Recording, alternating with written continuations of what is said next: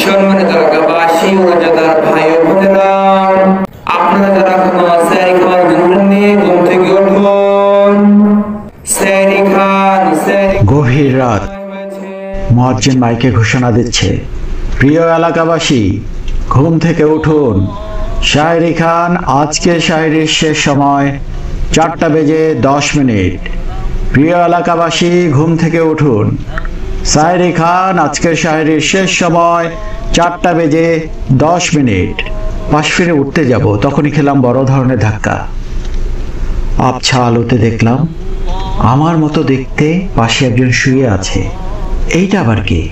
ভয়ে ভয়ে তাকে নাড়া দিলাম, দেখলাম অচেতন, কোনো কথা বলছে না, শরীর ঠান্ডা। কিছুক্ষণ পরেই মনে হলো লোকটা মারা গেছেন। চিন্তা করলাম, এই লাশটা এখানে কেন? আবার দেখতে পুরোপুরি আমার মতো। স্বপ্ন দেখছি না তো? না, সত্যিই তো। অনেকক্ষণ চিৎকার করে সবাইকে ডাকার চেষ্টা করলাম, কিন্তু এ কি, কেউ আসছে না। একটু পর দেখলাম ছোট বোন রুমের লাইট জ্বালালো এবং ওই লাশটার কাছে এসে বলল, ভাইয়া সেহরি খাবি না? ওঠ, সময় হয়েছে। আমি তো পুরাই অবাক, এইসব হচ্ছেটা কি? ওর কাছে গিয়ে বললাম, ওই তোর মাথা কি খারাপ হয়েছে? লাশটা এই রুমে আসলো কেমনে? এটা কার লাশ? দেখলাম সে আমার কথায় কোনো কর্ণপাতই করল না। সেও লাশটা ধরে অবাক হলো এবং চিৎকার করে উঠল। মুহূর্তেই পাশের রুম থেকে আব্বু আম্মু এসে স্তব্ধ। ধপ করে খাটে বসে লাশটাকে ধরে ঝাঁকাতে লাগলো এবং চিৎকার করতে লাগলো, বাবা কি হয়েছে তোর? কথা বলছিস না কেন? কথা বল। আম্মু ব্যাপারটা বোঝার সাথে সাথেই বেহুশ। চিৎকারের আওয়াজে বাড়ির আশেপাশে চাচা চাচি, ভাই বোন, বন্ধুরা সবাই জড়ো হলো। লাশটা দেখেই সবাই ইন্না লিল্লাহি ওয়া ইন্না ইলাইহি রাজিউন পড়তে লাগলো। আশেপাশে কান্নার রোল পড়ে গেছে। মুয়াজ্জিন বেচারা সেহরির জন্য ডাকতে ডাকতে এমনিতেই হয়রান হয়ে গেছে, এখন আবার নতুন এলান করতে হবে। মুয়াজ্জিন যখন বাবার নাম নিয়ে বলল, অমুকের ছেলে অমুক ইন্তেকাল করেছে, তখন হাই ভোল্টেজের শক খেলাম। সবাই আমাকে বাদ দিয়ে লাশটাকে নিয়েই ব্যস্ত হয়ে পড়ল। কাউকে বুঝাতেই পারলাম না যে আমি বেঁচে আছি। মনে হলো সবাই পাগল হয়ে গেছে। এক কাজিনকে খেপে গিয়ে ধাক্কা মেরেছিলাম, সে দেখলাম বিন্দু পরিমাণ প্রতিবাদ করেনি।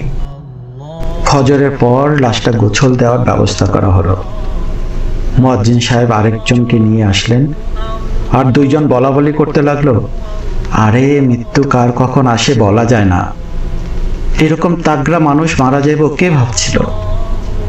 কালকে বিকালে নাকি সবার সাথে হাসি খুশি ভাবে কথা বলছে। আমি লাশটার পাশেই ছিলাম, দাঁড়িয়ে ওনাদের কথা শুনছিলাম। গোছল দেওয়ার পর কাফনের কাপড় পরিয়ে খাটাইয়ের উপর লাশটা রাখা হলো। লাশ ঢাকবার জন্য মসজিদ থেকে কালো কাপড়টা আনা হলো।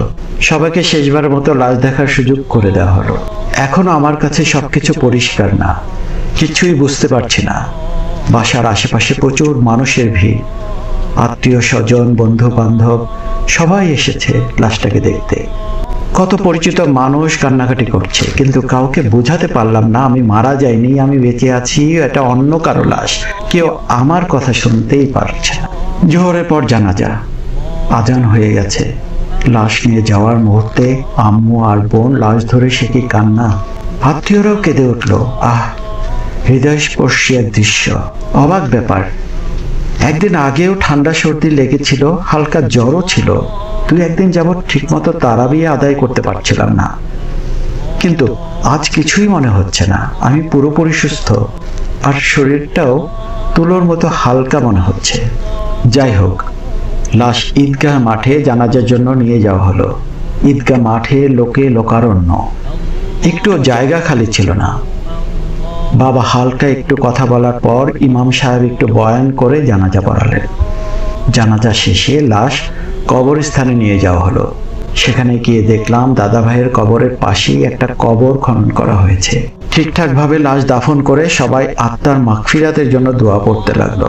মোনাজাত শেষে সবাই যার যার মতো চলে গেল, কিন্তু বাবা বসে থাকলো। তাকেও জোর করে নিয়ে যাওয়া হলো। অবশেষে আমার কাছে সব পরিষ্কার হতে লাগলো যে আসলেই আমি আর এই জগতে নেই। যদি আরেকটু সুযোগ পেতাম তাহলে কতই যে আমল করতে পারতাম। সবসময় মসজিদে পড়ে থাকতাম, কিন্তু তা তো আর হবার নয়।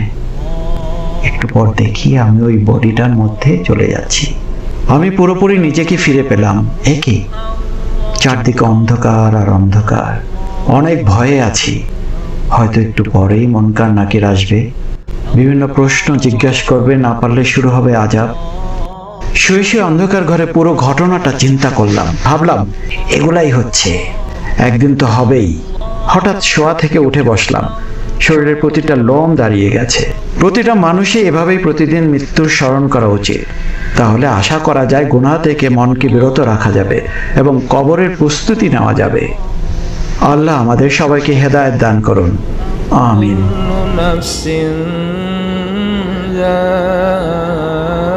ذائقة الموت